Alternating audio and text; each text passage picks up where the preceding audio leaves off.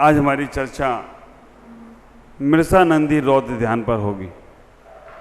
हमारी गृहस्थ की चर्चाएं, गृहस्थ की चर्याएं कैसी होना चाहिए, उसी चर्चा को आगे बढ़ाते हुए मिर्सानंदी रौद्र ध्यान, हिंसानंदी, मिर्सानंदी, चौर्यानंदी, परिग्रहनंदी। तो मिर्सानंदी रौद्र ध्यान क्या है, वो चर्चा यहाँ हो रही है। सब लोग एक बार बड़े ध्यान से सुनेंगे। असत्य कल्पना जाल काश्मीलीकृत मानसा चेष्यते यजनस्तिध्य मृषोरौद्र प्रकीर्तितम। आचार्य यहाँ कह रहे हैं, जिस मनुष्य का हृदय असत कल्पनाओं के समूह से, मोह से प्राप्त हुआ है, वह जो कुछ भी प्रवृत्ति करता है उसे मिर्सा रौद्र ध्यान कहा जाता है। और विशेष जानने के लिए ज्ञानारूढ़ ग्रंथ को जाने। जिनके पास गृहस्थ गीता की पुस्तक है वो पेज नंबर 69 निकालेंगे। तो विचार करना, जिनके हृदय में असत कल्पनाओं का समूह है, वो मोह को प्राप्त हुआ है, वह कुछ भी प्रवृत्ति करता है, वह सब मिर्सानंदी रौद्र ध्यान है। पेज नंबर 69 अध्याय 7। हमें इतना विचार करना है कि हमें अपने जीवन में रौद्र ध्यान से बचना है। आर्त ध्यान जो संकलित परिणाम से होता है और रौद्र ध्यान जो क्रूरता के परिणामों से होता है। हमारे परिणामों में क्रूरता होती है, हमारे परिणामों में विकलता होती है, हमारे परिणाम रौद्र रूप होते हैं। तो वो रौद्र ध्यान से हमें बचने का प्रयास करना है। कैसे बचेंगे? मिर्सानंदी का मतलब है, मिर्सा माने झूठ, झूठ बोलने में आनंद मनाना मिर्सानंदी रौद्र ध्यान है। देखो, झूठ बोलने के बाद पश्चाताप कर लेना तुम्हारा धर्म ध्यान हो गया। झूठ बोलने के बाद खुशी मनाना तुम्हारा मिर्सानंदी रौद्र ध्यान हो गया। झूठ बोलने के लिए कहा गया है कि आदमी को झूठ नहीं बोलना चाहिए। हम लोग अक्सर सुनते हैं कि हर आदमी कहता है कि मुझे झूठ बोलना, मुझे झूठ बिल्कुल पसंद नहीं है। हर आदमी अपने जीवन में कहता है मुझे झूठ बिल्कुल पसंद नहीं है, और जब मौका पड़ता है ना तो फिर वही झूठ बोल देता है। ख्याल करो, स्वयं का खर्राटा, स्वयं का अहंकार, स्वयं का झूठ बोलना आदमी को चलता है। दूसरे के खर्राटे, दूसरे का अहंकार और दूसरे का झूठ बोलना आदमी को खलता है। स्वयं कर रहा हो, अगर आप नींद ले रहे हो, स्वयं खर्राटे आ रहे हो तो कोई फर्क नहीं पड़ता है। बगल वाले की नींद खराब हो तो होती रहे, अपने को तो आराम से सोना है। स्वयं के अहंकार आए तो आप कहते हो ये तो मेरा अहंकार, क्या मेरा स्वाभिमान है। अभिमान को स्वाभिमान का बाना पहना देते हो। और स्वयं का अगर तुम्हारे अंदर, ख्याल करना, स्वयं का तुम्हारे अंदर अगर ये भाव आता है झूठ बोलने का, तो तुम समझ के रखना कि झूठ बोलना बहुत दुखदाई होता है। अभी पर्यूषण पर्व में उत्तम सत्य धर्म के दिन इसका विशेष व्याख्यान होगा। अभी हमें इतना सोचना है कि संसार में आप रह रहे हो, बिना झूठ के संसार नहीं चलता है और बिना सत्य के मोक्ष नहीं मिलता है। इस बात का हमें ख्याल रखना है। बिना झूठ के संसार नहीं चलता है और बिना सत्य के तुम्हें मोक्ष नहीं मिलने वाला है। घर में, परिवार में, व्यापार में, समाज में, हर जगह झूठ। और ये मोबाइल जब से आया है तब से सबसे बड़ा मोबाइल, सबसे बड़ा झूठ। रहते कहीं हो और पता कहीं और का बताते हो। अब आजकल मोबाइल वालों ने सुविधाएं दे दी हैं कि तुम्हारी लोकेशन क्या होती है, वो जो होती है हमें मालूम नहीं है, लेकिन आप विचार करके रखना तुम कहाँ हो, मोबाइल वाले पकड़ लेते हो, लोकेशन ढूंढ लेते हैं कहाँ पर हो तुम। अब तुम्हारा झूठ नहीं चलता है। लेकिन फिर भी हम बहुत बार झूठ बोल देते हैं। मैं आपसे कहना चाहता हूं, झूठ तो आपको बोलना पड़ जाता है, संसार में हो, घर में हो, परिवार में हो, लेकिन ऐसा झूठ नहीं बोलना जिससे किसी के प्राण संकट में पड़ते हो, रोध ध्यान हो जाएगा।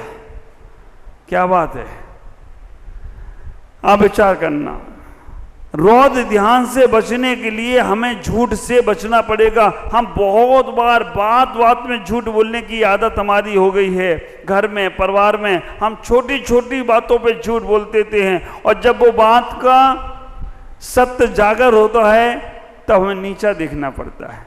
ख्याल करना, संसार में सबका विश्वास करना, लेकिन झूठ बोलने वाले का कभी विश्वास नहीं करना। शराब पीने वाला मिल जाए उस पर भी विश्वास कर लेना, चोरी करने वाला मिल जाए उस पर भी विश्वास कर लेना, कुछ और गलत काम करता हो उस पर भी विश्वास कर लेना, लेकिन झूठ बोलने वाले पे कभी विश्वास नहीं करना, क्योंकि झूठ बोलने वाला। अब एक युवक से मैंने पूछा कि भाई तुम रात्रि भोजन करते हो क्या? उसने कहा ना, मैं नहीं करता हूं। बाजार में भोजन करते हो क्या? नहीं महाराज, मैंने बाजार में कभी भोजन ही नहीं किया। जमीकंद, आलू, प्याज, लहसुन वगैरह खाते हो क्या? नहीं महाराज, हमने देखा ही नहीं। हमने कि जब इतना चीज है तो ड्रिंक तो करते ही नहीं होगा। मैं ड्रिंक वगैरह कभी नहीं महाराज, कोसों दूर। तुमने कि तुम तो बहुत अच्छे इंसान हो, तुम्हारे अंदर कोई गलत आदत नहीं है। बोला बस महाराज मेरी एक ही गलत आदत है। समझ गए क्या? बोला बस एक ही गलत आदत है महाराज, मैं झूठ बोलता हूं बस, और कुछ नहीं करता। आप विचार करना, और कुछ भी करे, केवल झूठ बोलता है। तो आप उसमें चाहे रात्रि भोजन करता हो, चाहे होटलों में खाता हो, चाहे कुछ भी करता हो, तो झूठ ही बोलता है। तो आप विचार करके रखना। अब जब कभी हम लोग चौके में नियम वगैरह देते थे शुरू में, अब एक बच्चा आया, भाई उससे का नियम ले लो। उसने ये क्या करते, ऐसे ऐसे करके कर लेते ना, उसने नियम ले लिए। मैंने पूछा भाई क्या हुआ, तुमने नियम लिया था? उसने कहा हमने अंटी मार के नियम लिया। कोई नियम नहीं लिया, ये अंटी मार के नियम लिया।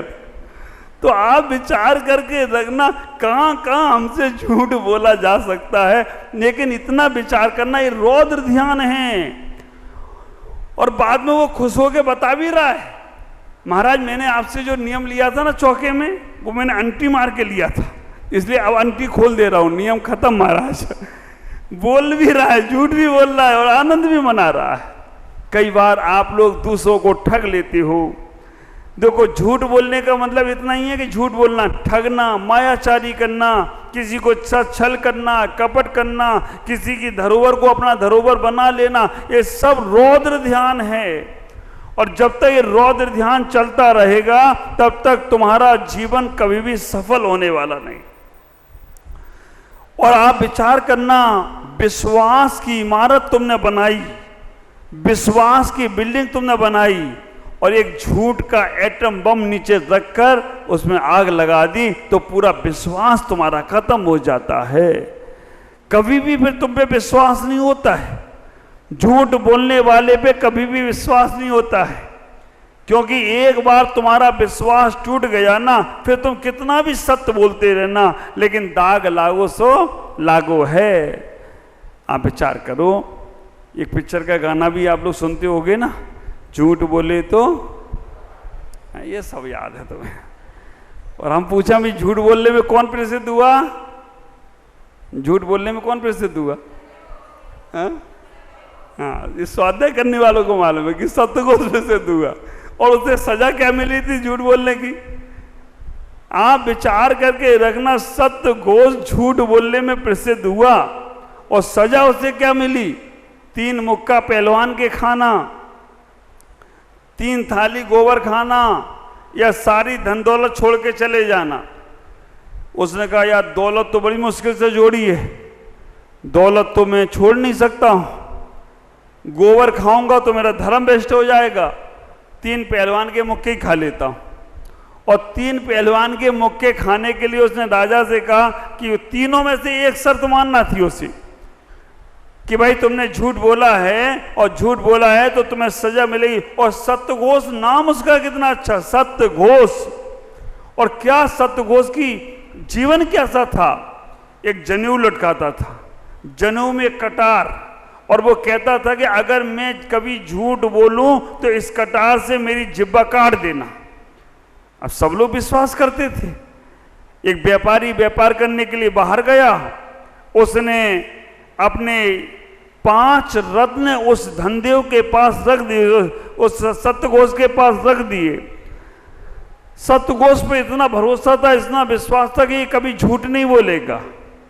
और व्यापारी व्यापार करके बाहर से, विदेश से आया, रास्ते में पानी का जहाज डूब गया, उस पर कुछ भी नहीं बचा, तो उसने कहा चलो 5 रत्न में रख के आया हूं, वो मिल जाएंगे तो हम फिर दोबारा अपना जीवन यापन कर सकते हैं।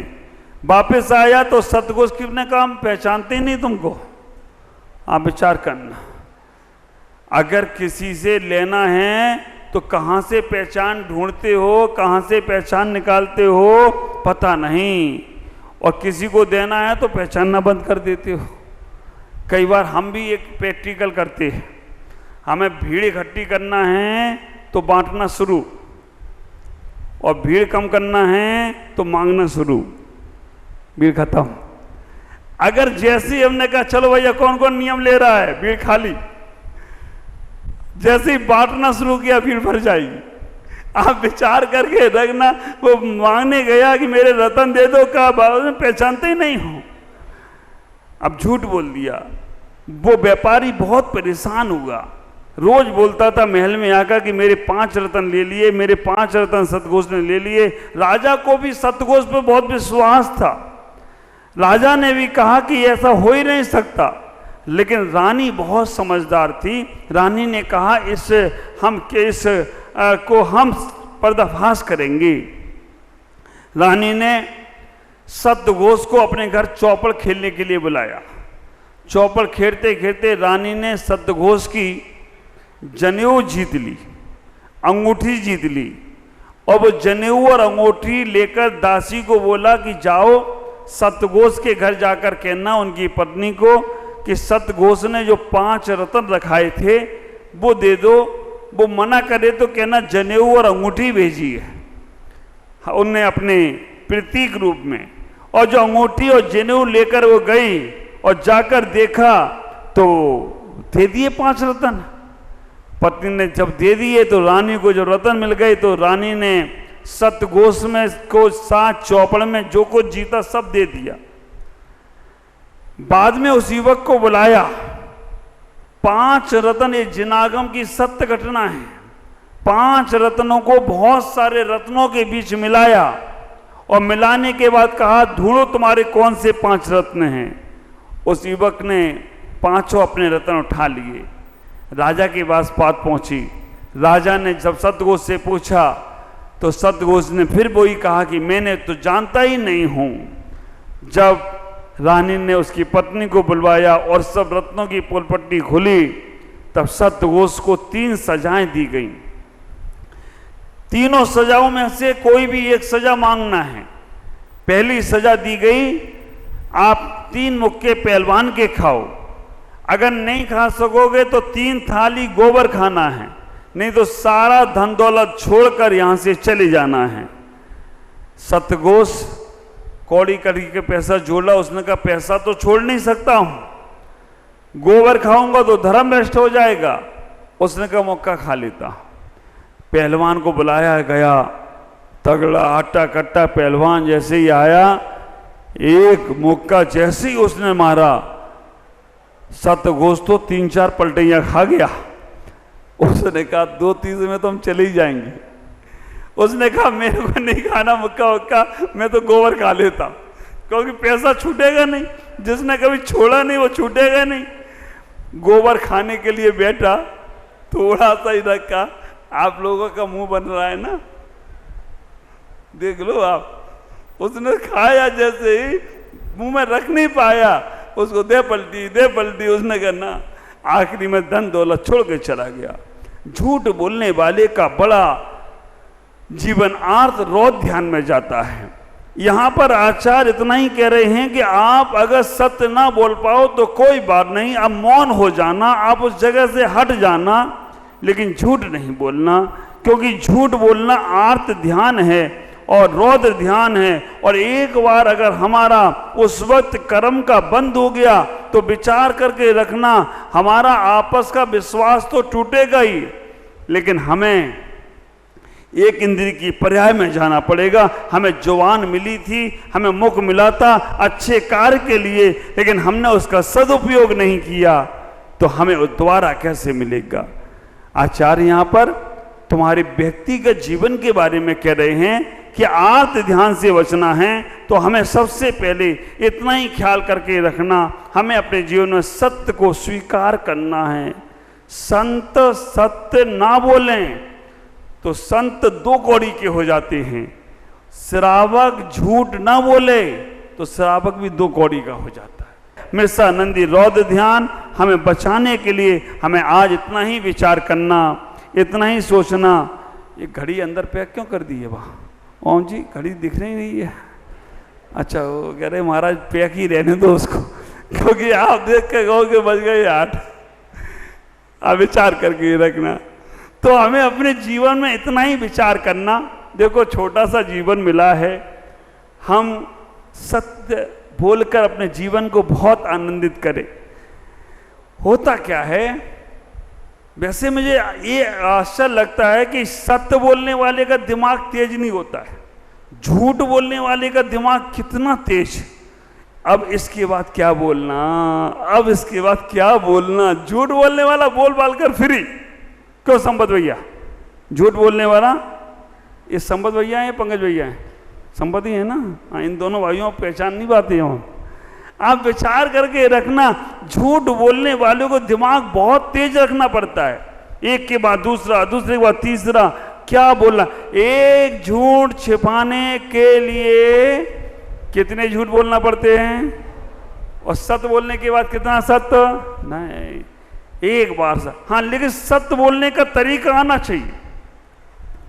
एक पंडित जी गए होंगे कहीं बाहर पर, उन्होंने अपने बच्चे को स्वाध्याय के लिए पहुंचा दिया। राजा के घर स्वाध्याय हो रहा है, और स्वाध्याय में आया कि जो भी एक बूंद शराब पीता है वो नरक जाता है। राजा ने कहा अच्छा, मैं तो पूरी बोतल पीता हूं और ये नरक भेज रहा है। राजा ने उसे कालकोठी में डलवा दिया। पंडित जी आए, पंडित जी ने पूछा क्या गलती की मेरे बेटे ने? कहा कि तुम्हारा बेटा बोलता है कि एक बूंद शराब पीने वाला नरक में जाएगा। पंडित जी ने कहा बिल्कुल सही बोला उसने। राजा ने बोला अच्छा, इसको भी नरक में डालो। पंडित जी ने कहा सुनो तो मेरी, एक बूंद पीने वाला नरक जाता है, पूरी बोतल पीने वाला थोड़ी जाता है। आप विचार करके रखना। राजा खुश हो गया, हाँ ये बात तो सही है, एक बूंद वाला जाएगा, पूरी बोतल वाला। तो ऐसा जीवन आत्म ध्यान रौद्र ध्यान का जीवन है। हम सोचते हैं थोड़ा सा बोलकर हमने अपना मन बहला लिया, बाद में जब उसका रिजल्ट आता है ना, तो फिर हमें सर छुपाने की जगह नहीं मिलती है। हम मजाक मजाक में भी झूठ मत बोलें। मजाक मजाक में भी झूठ बोलने से हमारा मन बहुत खराब होता है। शेष चर्चा फिर करेंगे। आज इतना ही विचार करना कि हम अपने जीवन को मिर्सानंदी रौद्र ध्यान से बचाएं तो हमारा जीवन बहुत आनंदित होगा। ओम नमः जय।